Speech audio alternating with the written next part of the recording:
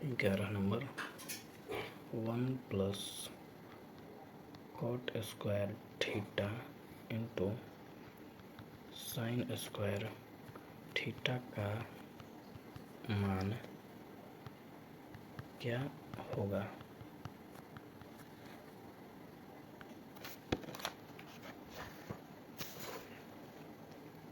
equal to 1 +